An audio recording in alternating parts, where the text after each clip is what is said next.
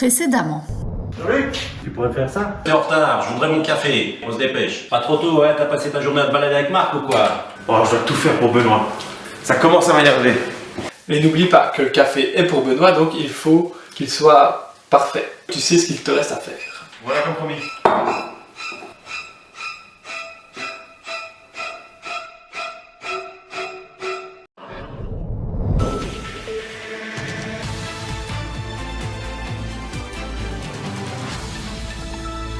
Mesdames et messieurs, bienvenue. Nous venons d'apprendre qu'un professeur d'université a été empoisonné dans son bureau ce matin. Les premières informations indiqueraient qu'il aurait bu un café préparé par un des assistants de son cours. Tout de suite, retrouvons sur place notre envoyé spécial, Justin Lecousin. Justin, est-ce que vous nous entendez? Oui, François, je vous entends bien. Donc ici, on est devant le bureau de Monsieur Henrich. On peut voir qu'il n'est pas dans sa meilleure forme. Suivez-moi.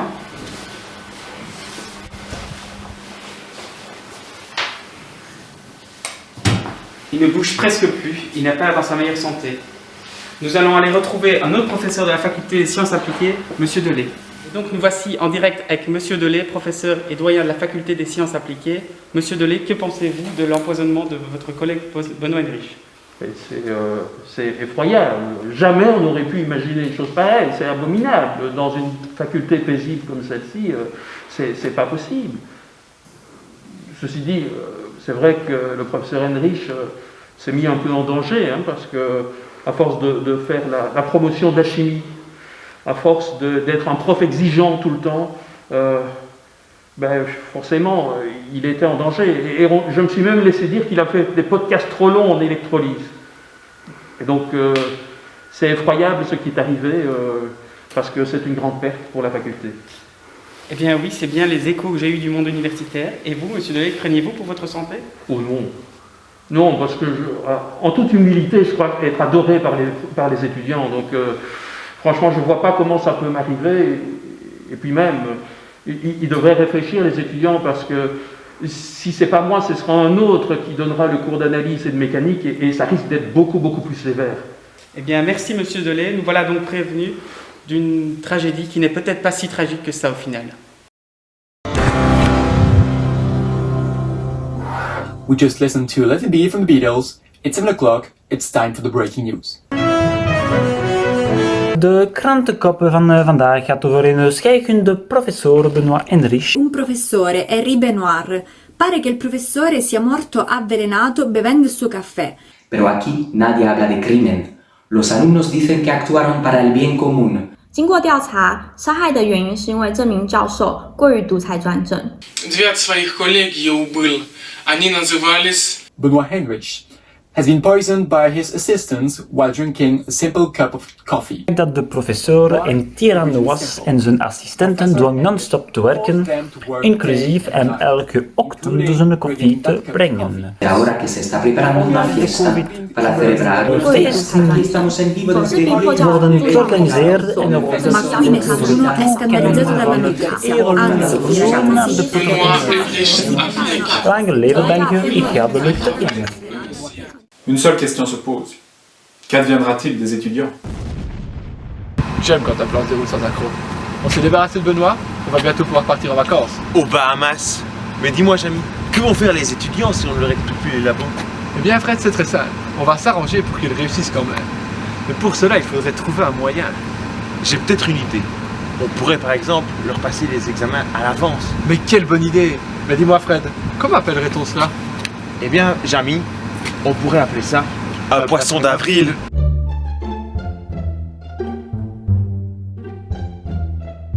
Plus sérieusement, j'ai publié une annonce pour trouver un autre duo pour présenter les labos, et j'ai justement reçu la vidéo d'une audition ce matin. On peut aller voir. Voilà, vous êtes là, on va pouvoir regarder la vidéo. Ça parle d'électrolyte, justement. Sacré lipopette! Je n'ai plus de batterie! Et je n'ai même pas pris mon chargeur avec moi. Sacre bleu! Qu'est-ce qu'on va bien pouvoir faire? Je n'ai rien non plus sur moi, mis à part ces 3 lames de cuivre, de zinc et de plomb. Si seulement c'était possible de créer de l'électricité à partir de ça. Eh bien Fred, c'est possible et je vais t'expliquer comment. Va au labo, trouve-nous un fil conducteur, je retourne au camion pour faire les calculs. Oh, Marcel est déjà là. Il est pile à l'heure. quel humour!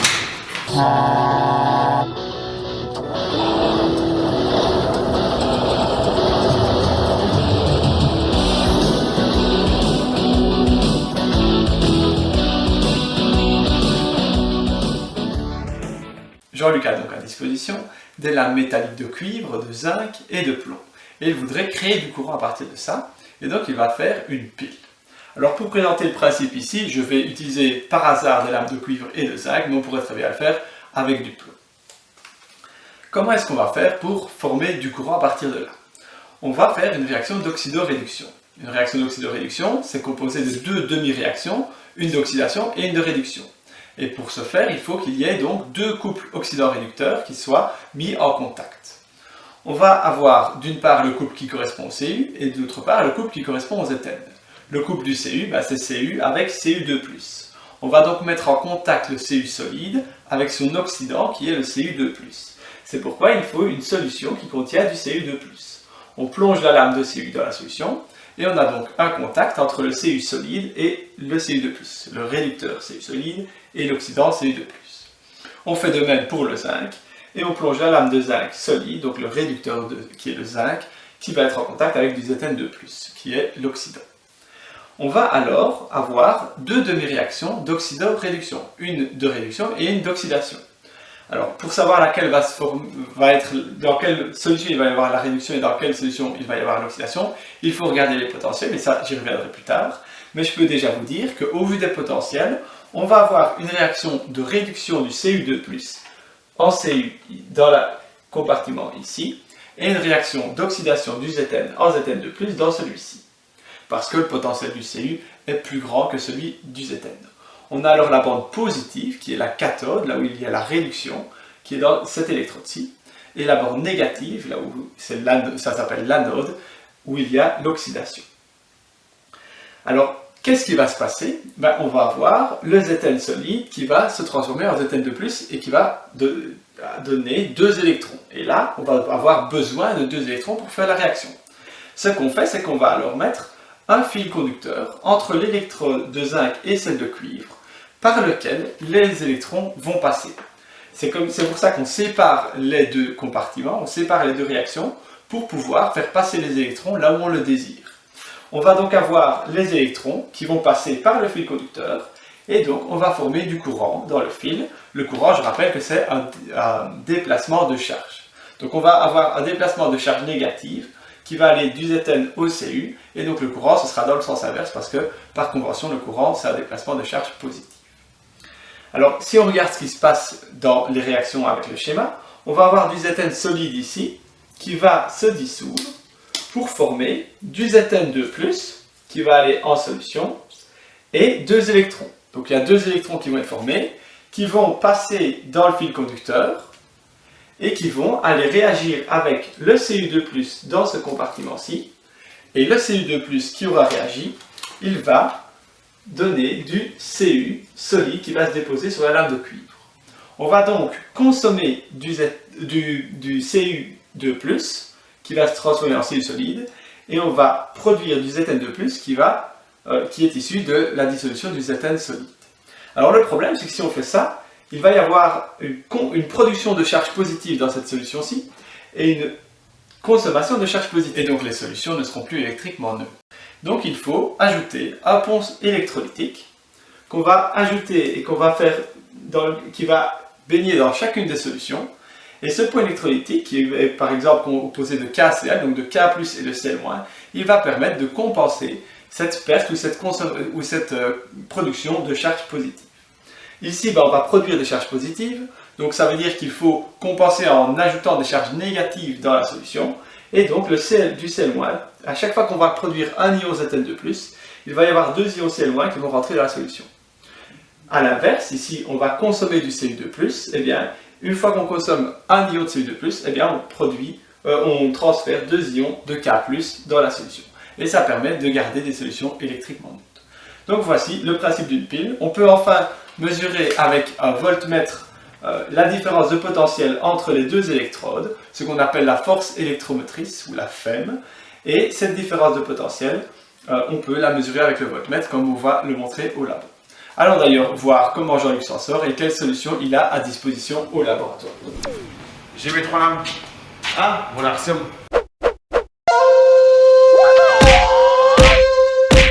Ici au laboratoire, nous avons 3 solutions. Une contenant des ions Pb2+, une autre contenant des ions Zn2+, une troisième contenant des ions Cu2+. Nous allons mettre dans chacune de ces solutions le métal correspondant. Du plomb, du zinc et du cuivre. Mais dis-moi, Jamy, quelles électrodes devrons-nous utiliser pour faire la pile? Eh bien Fred, nous allons voir. Je regarde sur mon ordinateur et je vois qu'on peut le recharger avec son chargeur, que je n'ai malheureusement pas, ou avec une pile de laboratoire dont la force électromotrice est d'environ 1,1 volts. On va donc devoir regarder les potentiels des différents couples, donc du plomb, du zinc ou du cuivre, pour trouver quelles électrodes choisir pour obtenir cette différence de potentiel. J'ai redessiné ici le schéma de la pile que j'ai présenté tout à l'heure, mais on va bien regarder ici pour les 3 couples possibles, donc aussi avec le plomb, et on va chercher quels sont les 2 couples qu'il faut prendre pour obtenir une FEM de 1,1 volt. Alors pour savoir cela, on va tracer le tableau des potentiels, donc on classe les couples par potentiel croissant, et alors ici, vu que Jean-Luc et Artium au labo ont des solutions de 1 molaire, donc 1 mol par litre pour chacune des solutions, donc en Pb2+, Cu2+, et Zn2+, c'est 1 mol par litre, eh bien on sait qu'au début, les potentiels sont égaux au potentiel standard. Donc je n'ai pas besoin de faire de calcul en plus pour calculer la valeur du potentiel dans la situation dans laquelle on est, puisqu'ici ils sont égaux au potentiel standard, puisque la concentration est à 1 molaire. Alors on peut classer ces potentiels, donc le premier ce sera Cu2+, Cu, donc on classe toujours ici oxydant et réducteur. Et on va donc avoir le potentiel du Cu2 plus Cu qui est à 0,345 volts. Ensuite, le deuxième couple, ce sera Pb2 plus Pb, et son potentiel est égal à moins 0,126 volts. Et le dernier couple est Zn2 plus Zn, et son potentiel est à moins 0,763 volts. Donc ici dans la solution, en fonction des solutions qu'on peut prendre, on va avoir en présence, on aura les ions qui seront en présence dans chacune des solutions, et on a les lames de solide. Donc tous les éléments sont en présence. Et pour maintenant connaître la FEM, donc la force électromotrice de la pile qu'on va former, eh bien il suffit de regarder la différence des potentiels ici entre les différents couples. Si on prenait ces 2 couples-là, donc Cu et Pb, on aurait une différence de potentiel qui était égale à moins 0,345 moins 0,126. Donc ici, pour trouver, je vais écrire qu'on veut une force électromotrice, donc une FEM qui est égale à 1,1 volt, qui est plus ou moins égale à ça. Et pour obtenir cette valeur-ci, la FEM c'est égal à epsilon plus moins epsilon moins, donc le potentiel de la cathode moins celui de l'anode, et donc on va avoir, le epsilon plus ce sera le plus grand des potentiels et epsilon moins le plus petit, et on voit que en fait pour obtenir 1,1 volt, il faut qu'on ait le potentiel du Cu2+, donc Cu2+, Cu, moins le potentiel du Zn2+. Et donc on va obtenir, si on remplace, on obtient 0,345 volts, moins 0,763 volts, et on obtient une différence de potentiel de 1,108 volts. Donc on voit que le hasard fait bien les choses, on devait bien prendre le Cu et le Zn pour obtenir la force électromotrice qu'on désire. On a les 2 électrodes qu'il nous faut, on peut donc brancher le voltmètre pour mesurer la force électromotrice. Nous allons brancher le câble rouge sur la borne plus, qui est la cathode, siège de la réduction, dans ce cas-ci du cuivre, et nous allons venir brancher la pince noire sur l'anode, siège de l'oxydation, dans ce cas, l'oxydation de la lame de zinc, et nous allons brancher le voltmètre. Mais on ne mesure aucune différence de potentiel. C'est normal les garçons, vous avez oublié le point électrolytique qui doit relier les 2 solutions. Ah oui, juste.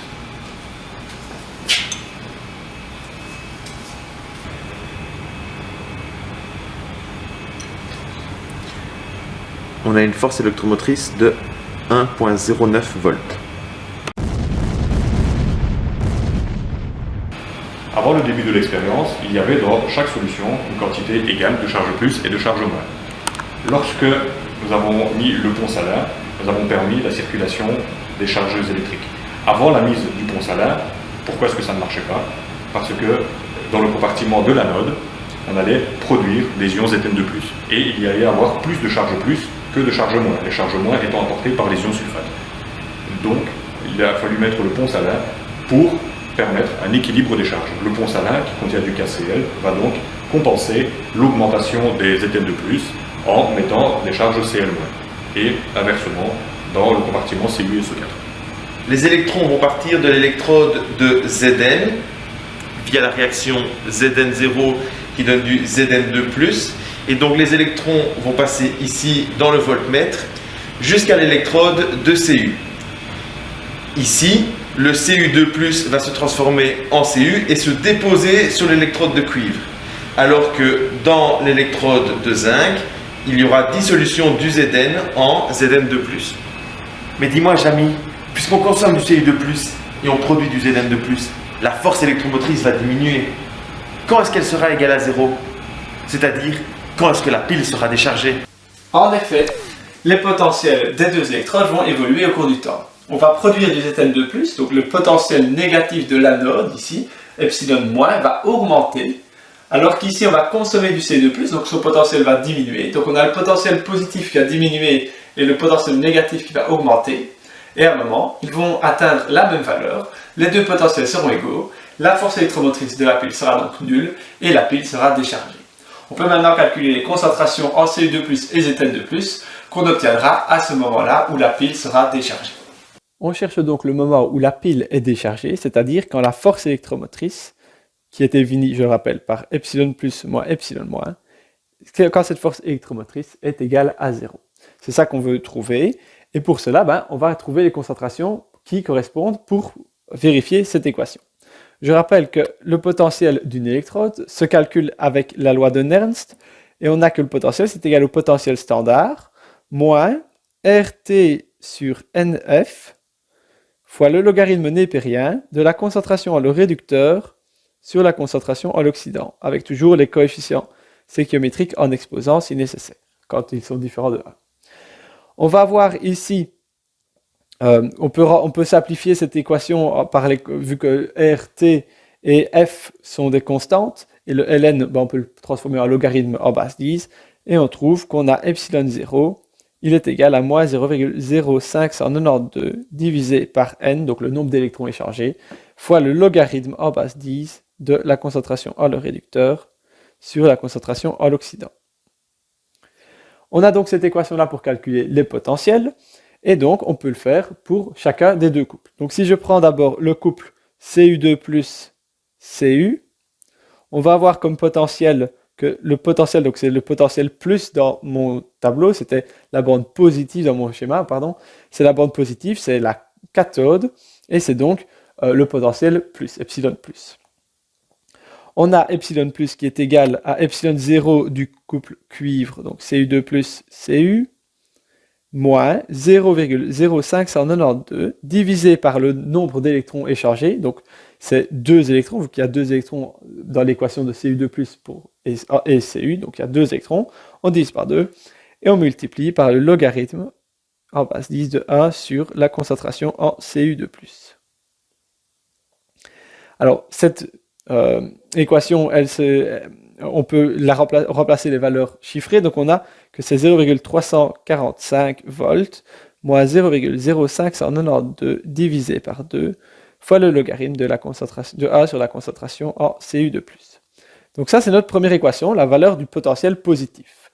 On peut faire de même pour le potentiel négatif de la pile, donc c'est pour le couple Zn2 plus Zn, et on trouve que epsilon- il est égal à epsilon 0 du couple Zn2 plus Zn, moins 0,0592 divisé par 2 fois le logarithme de 1 sur Zn2+, avec le potentiel ici du Zn2+, qui vaut moins 0,763 volts. On a donc l'évolution du potentiel de chacune des deux électrodes en fonction de la concentration en l'ion qui correspond. Donc on a ici le potentiel positif en fonction de Cu2+, et le potentiel négatif en fonction de Zn2+. je peux juste faire la parenthèse que ici, si on a 1 mole par litre, donc au temps initial, au début, quand on a branché notre pile, on avait 1 mole par litre pour chacun, et on avait bien donc le logarithme de 1 qui vaut 0, et donc on avait que le potentiel epsilon est égal au potentiel standard epsilon 0. Maintenant, les concentrations vont évoluer, comme j'ai expliqué, on va former du Zn2+, et consommer du Cu2+, ça veut dire que les potentiels vont évoluer, le potentiel positif va diminuer et le potentiel négatif va augmenter, et donc les potentiels ne seront pas constants au cours du temps.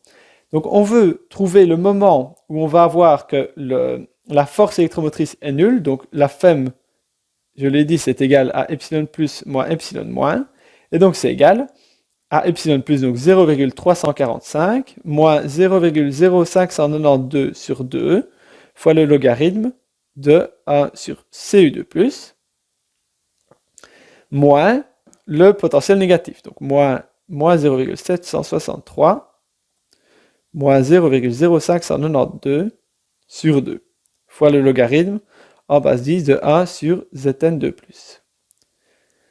On peut continuer à écrire cette équation pour la simplifier. On trouve que 0, vu que c'est la valeur de la force électromotrice qu'on veut, on veut atteindre le moment où on est à 0 volts, ça doit donc être égal à 0,345 plus 0,763 moins 0,0592 sur 2 fois le logarithme de Zn2+, sur Cu2+.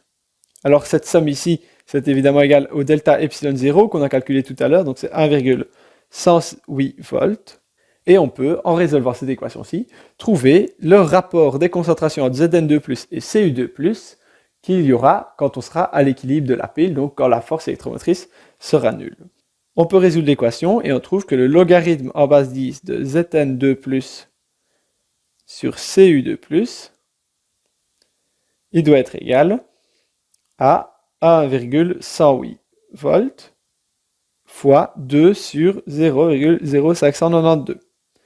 C'est donc égal à 37,56, et donc on peut résoudre l'équation et on trouve que le rapport des concentrations entre Zn2+, et Cu2+, quand on sera à l'équilibre, donc quand on aura atteint l'équilibre de la pile, donc le système sera à l'équilibre et la pile sera déchargée, on aura que le rapport des concentrations doit être égal à 10 exposant 37,56. Donc on voit qu'il faut qu'il y ait une quantité négligeable de Cu2+, par rapport à la quantité de Zn2+. Alors on peut calculer exactement la valeur précise qu'il faudra de chacun des deux ions. Donc comment est-ce qu'on fait? On reprend la réaction d'oxydoréduction globale.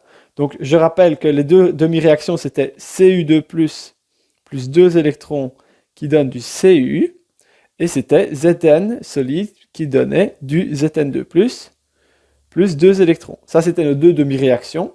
Et donc la réaction globale, c'est Cu2+, plus Zn qui donne Cu solide, plus Zn2+. On a donc cette réaction globale d'oxydoréduction qui est en fait une réaction d'équilibre. Même si elle est favorisée vers la droite pendant tout le fonctionnement de la pile, quand on est au moment où on est à l'équilibre, quand la force électromotrice est nulle, on est à l'équilibre, il n'y a plus rien qui se passe, et donc l'équilibre ici est respecté. Cet équilibre, il peut se caractériser par une constante d'équilibre qu'on va appeler K, et cette constante d'équilibre, elle est égale, si on reprend la définition d'une constante d'équilibre pour une réaction chimique, on a la concentration en Cu solide fois la concentration en Zn2+ aqueux divisé par la concentration en Cu2+ fois la concentration en Zn solide. Et vous savez bien que quand on est dans des équilibres, des constantes chimiques, les concentrations des solides sont égales à 1. On a donc ici que la constante d'équilibre K, c'est égal au ratio Zn2+ sur Cu2+. Et ce ratio-ci, ça c'est le ratio, c'est la valeur de K quand on est à l'équilibre. Et ici, on l'a calculé. On a calculé la valeur de ce ratio-ci qui vaut 10 exposant 37,56. C'est bien cette valeur-là qu'on cherche pour trouver la valeur de la constante. C'est bien la valeur de K à ça, parce que on a calculé le ratio, ici, 10 exposant 37, pour le moment où on était à l'équilibre. Donc on a bien la valeur de K ici.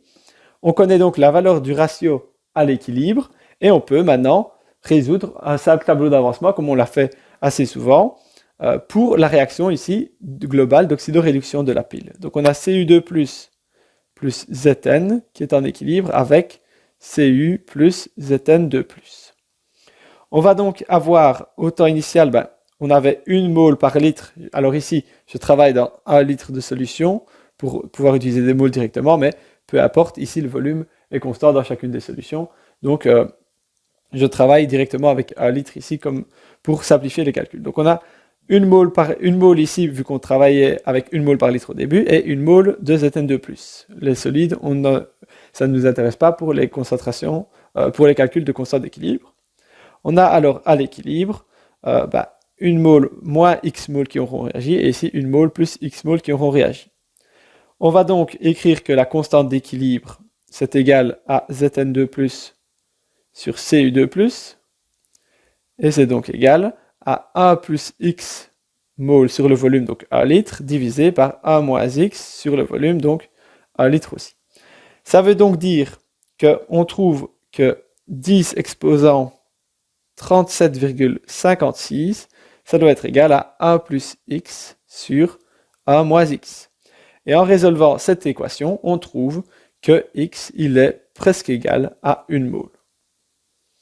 Ça veut dire quoi? Parce que on voit que X, il est presque égal à 1 mole, donc ça veut dire qu'on a X qui est presque égal au nombre de moles initialement présent. En fait, on a consommé tout le Cu2+, qui était initialement présent.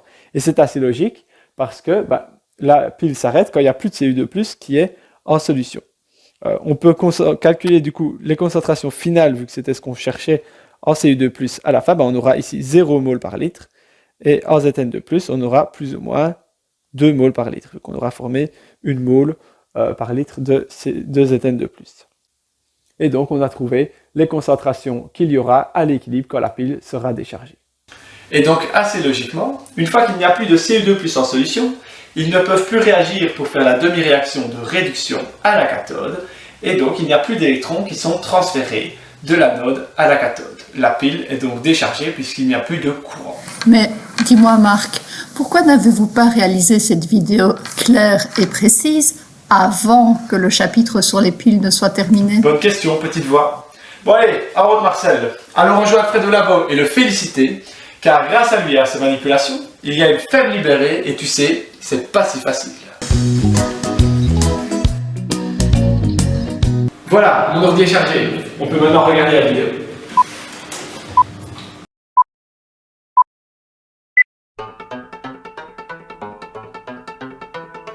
Voici une lame d'aluminium. Notre but va être de colorer cet aluminium et pour ce faire, nous allons réaliser une électrolyse. Une électrolyse qui, dans ce cas-ci, s'appellera aussi anodisation, car dans notre mode opératoire, cette lame d'aluminium sera l'anode. Pour ce faire, je vais faire réagir l'aluminium solide, donc faire une oxydation de cet aluminium solide pour obtenir de l'alumine Al2O3, qui est un matériau poreux. Ce matériau poreux, lorsque je vais le mettre en contact avec un colorant, le colorant va rentrer dans les pores et va procéder à une coloration globale de l'alumine, et donc de notre lame d'aluminium. Il faut faire attention qu'à la cathode, par réduction, on va former du H2 gazeux. Le H2 gazeux est un gaz explosif, c'est pourquoi il faut travailler sous hotte pour la sécurité. Voici le montage que l'on va utiliser. Premièrement, on va prendre la lame d'aluminium et la frotter avec un papier de verre pour enlever toutes les impuretés. Cette lame d'aluminium va nous servir d'anode dans notre montage. Donc je la place. Voilà. Et je fixe la ligne de courant sur ma node. Ce câble est relié à un générateur de courant qui est également relié à la cathode qui est ici une feuille d'aluminium. On a vu précédemment qu'à la cathode, la réaction qui va se produire est la production d'hydrogène à partir des H+ présents dans l'eau. Donc, cette cathode, on aurait pu mettre n'importe quel autre matériau, ça aurait fonctionné pareil. Pour réaliser la réduction à la cathode et former du H2 gazeux, comme on l'a dit précédemment, on a besoin d'ions H+ en solution. C'est pourquoi on va ajouter du H2SO4 3 molaires ici.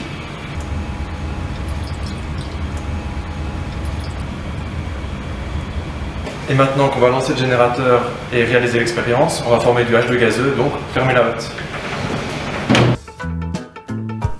Je lance le générateur et je fais ainsi passer un courant dans le système.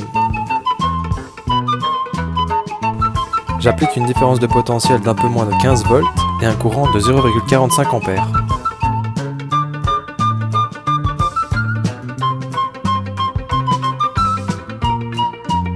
Comme prévu, des bulles apparaissent dans la solution. C'est le H plus aqueux qui se réduit en H2 gazeux à la cathode.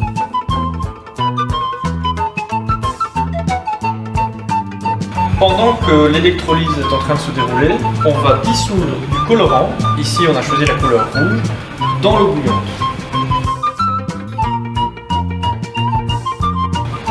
Je mets juste une pointe.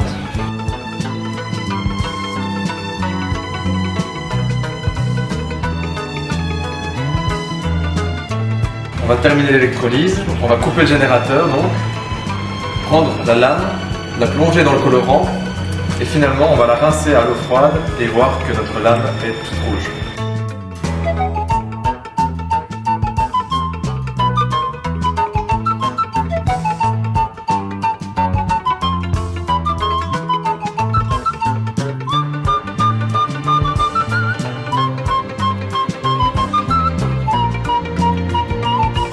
On va maintenant pouvoir rincer la lame d'aluminium à l'eau distillée.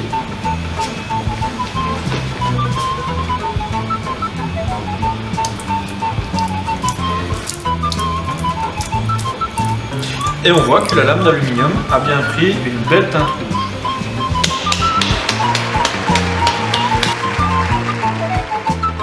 Eh bien, pas mal du tout. Je pense qu'on a trouvé un remplaçant. Tu peux leur dire que c'est bon. Oh tiens, j'ai reçu un mail. Bête, ça va sûrement être une faute de frappe. Il veut sûrement dire des maths. Ouais, sans doute. Je vais lui demander plus d'informations. Donc voilà Fred, je suis ici dans un endroit assez isolé où notre candidat nous a donné rendez-vous. C'est en fait un ancien professeur de chimie américain qui a arrêté d'enseigner pour produire des produits chimiques de qualité et qui a fait fortune grâce à ça. Ah, le voilà, il a un camion, ça ne peut être que bon signe. Je suis celui qui toque à la porte. Say my name. Walter White? Heisenberg? You're goddamn right. Bonjour, Mr. White. Bonjour, Jamie. Alors, qu'allez-vous nous expliquer aujourd'hui? Je vais vous apprendre à préparer de la méthamphétamine. Ouh, un peu de cuisine. Et pour faire de la drogue en plus. C'est de la chimie, ça. J'ai hâte de voir ça. Vous allez voir, c'est pas sorcier. Allez, en route, Jesse. Et ne te fais pas trop remarquer. Il ne faut pas que les gens soient au courant de notre production. Sinon, il risque d'y avoir une révolte. Eh bien, je ne sais pas vous, mais je trouve que ce gars-là, il a du potentiel.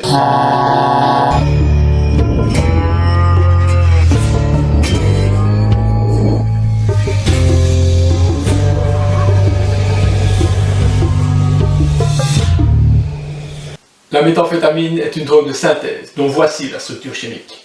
Oups, pardon. It's all good, man. Voilà. Il existe différentes méthodes pour la produire, et j'ai ma propre recette. Il suffit de mélanger cette poudre avec du liquide, et puis il faut augmenter la température du mélange. Et c'est tout, il n'y a rien d'autre à faire. Il reste encore un ingrédient secret à ajouter pour lui donner sa couleur bleue. Mais je vous propose d'abord d'aller retrouver mon associé Jesse au labo. Jesse? Yo, Mr. White, je suis ici avec Fred, et il est venu ici pour voir le labo. Et oui, Jesse, je voudrais en effet savoir comment vous produisez de la drogue si pure, en grande quantité, car c'est aussi le travail d'un ingénieur chimiste de veiller à produire un produit de qualité en continu. Ok, on peut y aller, mais d'abord il faut qu'on s'arrange pour le deal. Avant de passer un accord avec Jesse et Mr. White, regardons le produit obtenu. Une fois séché, nous obtenons une plaque solide de méthamphétamine. Il ne reste alors plus qu'à la casser et récupérer des cristaux purs, comme ceci. Ça m'a l'air parfait. Allons maintenant retrouver Fred et Jesse au labo. Je vous rappelle quand même que la drogue, c'est dangereux pour la santé. Vous avez 300 étudiants, on vous donne 10% des bénéfices, étant donné que c'est vous qui nous filez le marché. Ça me paraît bon. Oh, le voilà. Attendez, immortalisons cet instant. C'est quand même bien de pouvoir vendre de la drogue aux premières années. Oh, déjà 10 heures, voilà ce qui arrive quand j'ai pas eu mon café à 8 heures. Entrez. Voilà, comme promis. C'est pas trop tôt, hein? T'as passé ta journée à te balader avec Marc ou quoi?